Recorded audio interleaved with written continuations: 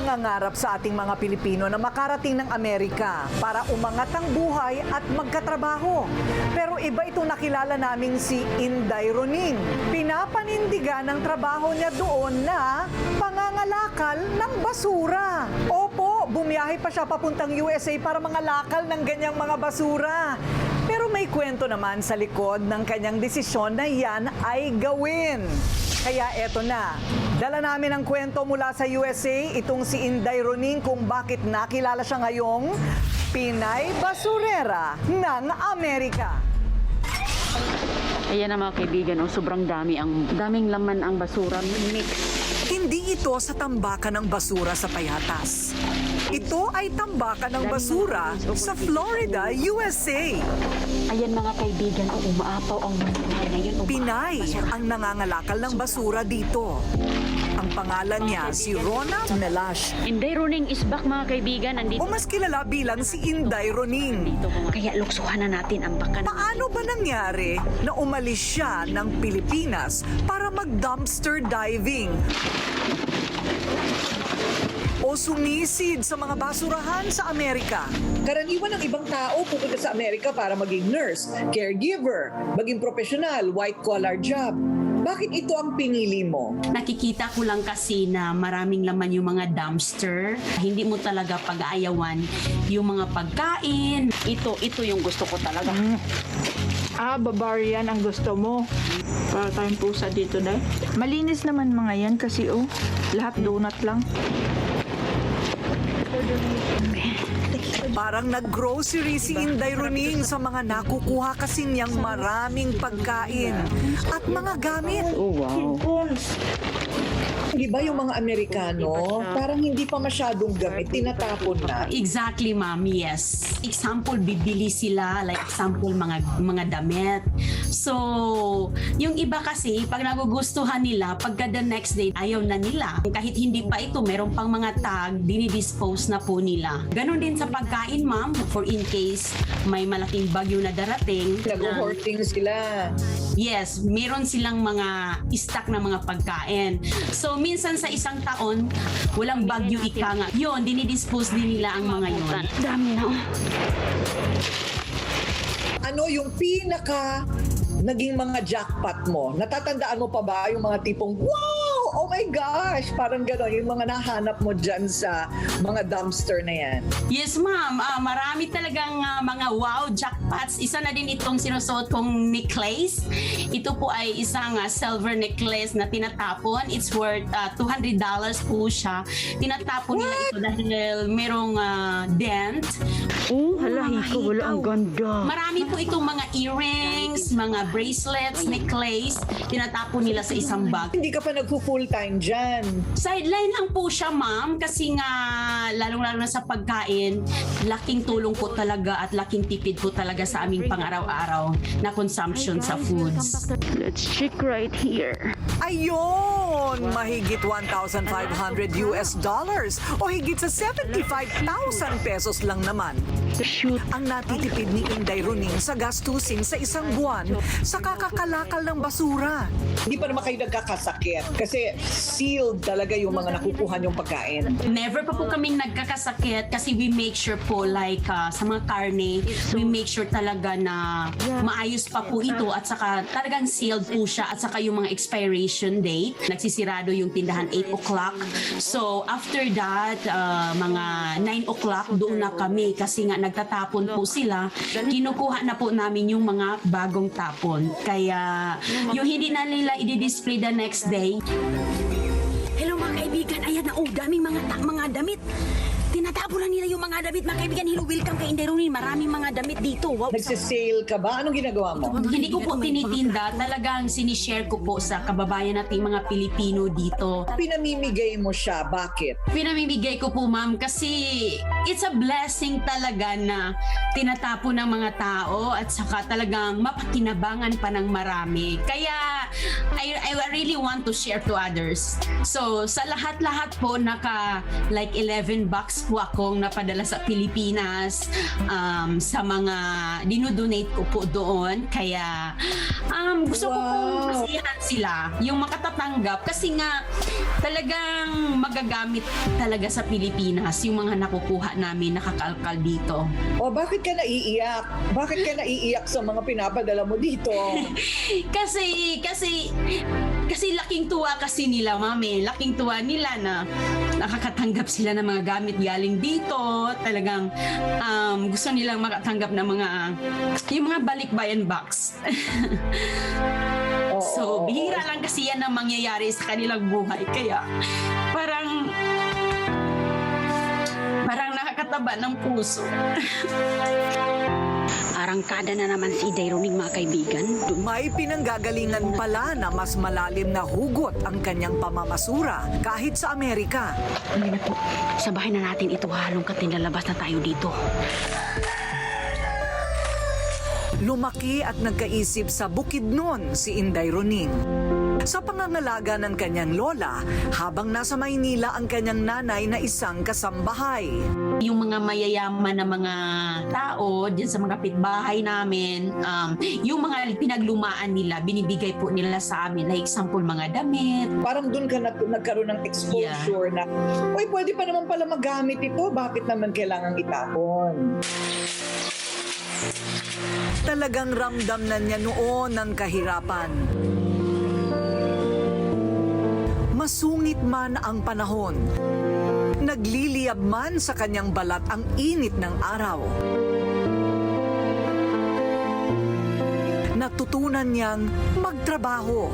Yung lumaki po kami sa bukid talaga, na talagang yung kinakain namin is pinagtatrabahuan po namin. Nagtatanim po kami ng mais, mga gulay, at saka nagkukupras po kami.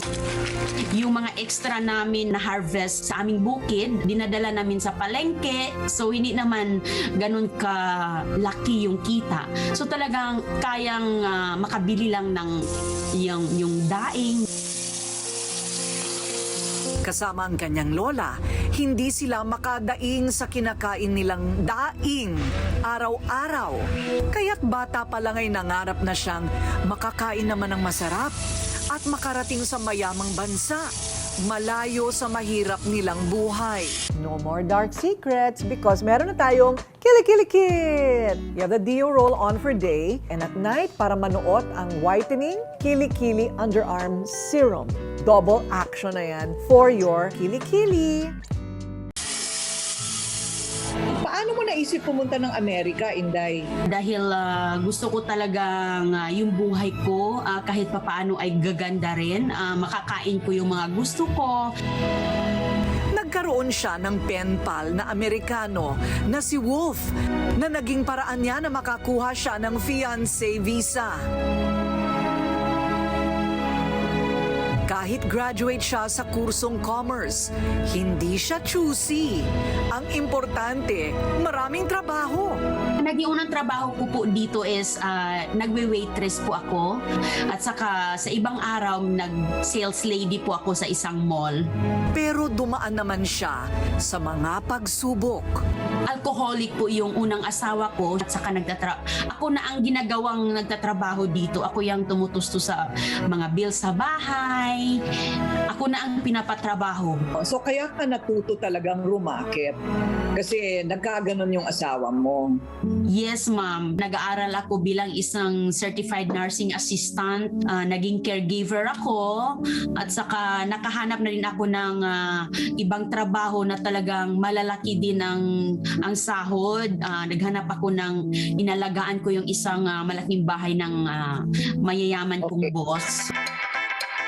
Naku po, si Inday Roning parang umiikot ang puwet. Hindi mapakali sa pagiging raketera sa kasipagan. Housekeeping.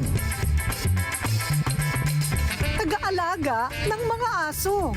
Good morning, good morning, good morning. Pati ang pagdadrive para sa mga pamilya, caring-caring niya. Mura tag Spider-Man ani. Pero ang pinaka-kinareer ni Inday ay ang dumpster diving o pagbabasurera. Ang balita ko ay isa kang talagang matinding raketera. So, lahat ng pwede yatang pasukin, pinasok mo na. Driver ng Yes. family Family driver po, ma'am. Yun pong mga emergency, ma'am. Like, hatid sila sa doktor, hindi nila kayang ma-drive yung kanilang sarili, kaya tinatawagan nila ako. Wow! Pareho tayong mahilig sa aso. Marami din akong aso. Pero totoo, Inday, ang mga aso, ang mga hayop sa Amerika, nire-respeto at saka inaalagaan talaga, no? Exactly, ma'am. Parang anak mo na. Sa pag-grooming nila, sa pag-doctor appointments nila, kailangan talaga mayroon silang mga special na mga foods for certain dog kasi nga iba't ibang mga breed po sila. Kailangan talaga yung mga vaccine nila is on time talaga yung mga vaccines. Nakakainggit kasi dito sa Pilipinas, ang mga asong galang, sinasaktan, sinasagasaan. Alam mo yung ganon, pinapakinakatay. Pero labag na yan sa batas dito. Pati yung pagkain ng aso dito, labag na yan sa batas. Sa Amerika talaga makikita mo for yourself, no? Na talagang may animal rights talaga. Lalabas yung boss ko, ma'am, like 2 hours. Lalabas siya, like go out for dinners. Pinapunta talaga ako niya sa bahay niya para andoon para sa aso. Ganon po sila ka very pahalaga sa aso, yeah. Ito sideline lang ito. Ano yung talagang ginagawa mo? Isa kasi akong housewife, ma'am. Meron akong isang anak na si Christiana. So, ako po yung nag-alaga sa kanya mismo kasi dito po kasi sa Amerika, mahal po talaga magkakaroon ng isang babysitter. Dumating na ba sa punto mo, Inday? Nakakapagod din yung ginagawa mo, ha? Nadaramdaman ko din yung pagod, ma'am, sa dami ng mga ginagawa ko dito. Marami kasi akong mga responsibilidad dito. It's a blessing talaga, ma'am, na meron ka pang trabaho. January 2021 nang yayain si Inday Runing ng kanyang kaibigan para mangalakal sa mga gilid-gilid ng ilang bahay at kalsada. Parang walang tao dito ngayon eh. Parang hindi busy. Ayan oh, maraming mga cardboards oh. Hanggang sa pinuntahan na nila ang malalaking tapunan ng mga basura sa mga mall at mga grocery. Maraming laman. Ayan oh, may table oh. At doon, May table. nagsimula ang pagiging dumpster diver ni Inday Runing. Safe naman daw ang kanilang ginagawa.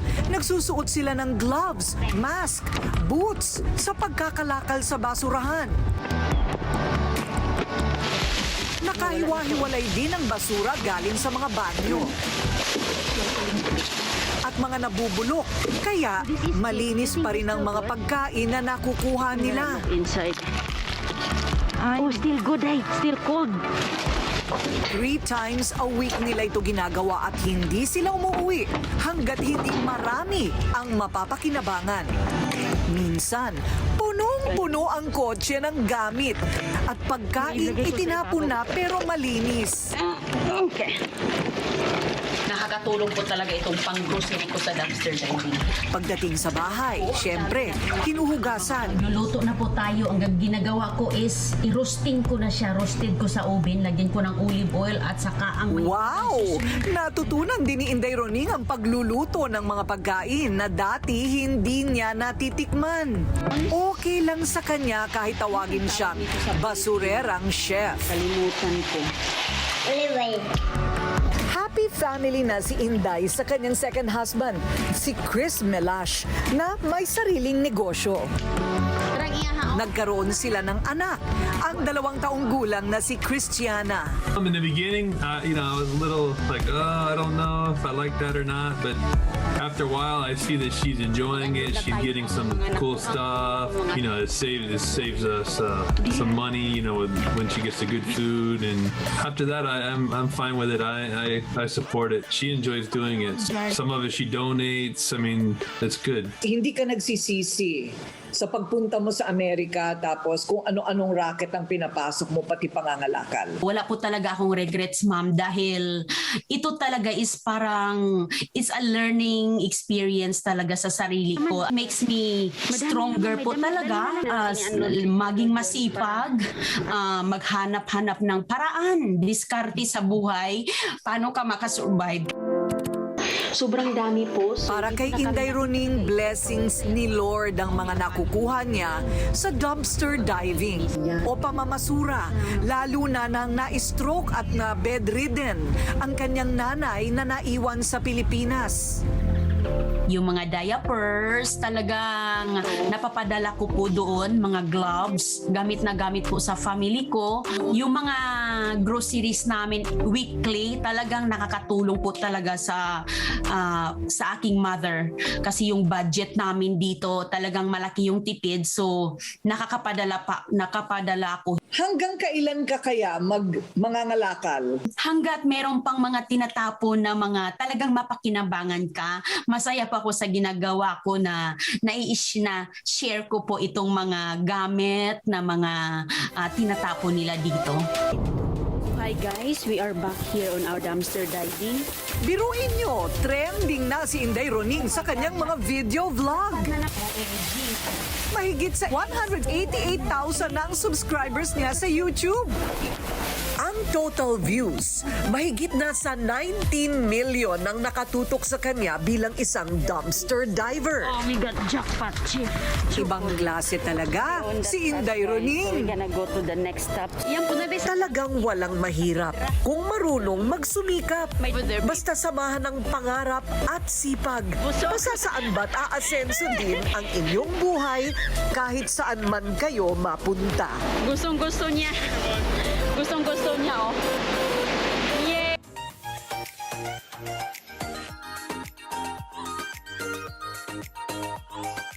I don't use any other shampoo and conditioner except Happy Hair shampoo and conditioner. Ayan. So, this is the shampoo. This is the conditioner. I super love this product. Ang ginagamit ko dati na shampoo is always parang keratin galing Amerika kasi yun lang ang kasundo ng hair ko. One day, ayaw nang mag-respond ng hair ko. Parang hindi na siya gumagana. Talagang parang kulot na hindi mo maintindihan na pasunog sa hair dye. So, I used this one. This is what I made. May keratin, may argan oil. All the best ingredients. Kaya medyo mas mahal siya kaysa sa ibang shampoo. But you get quality. And guess what? Nung ginamit ko yung shampoo and conditioner ng Happy Hair, dapa ulit ang buhok ko. Super straight na yung hair mo, super kintab, and tumigil ang falling hair ko. That's Happy Hair shampoo and conditioner. I love and I am so proud of these products.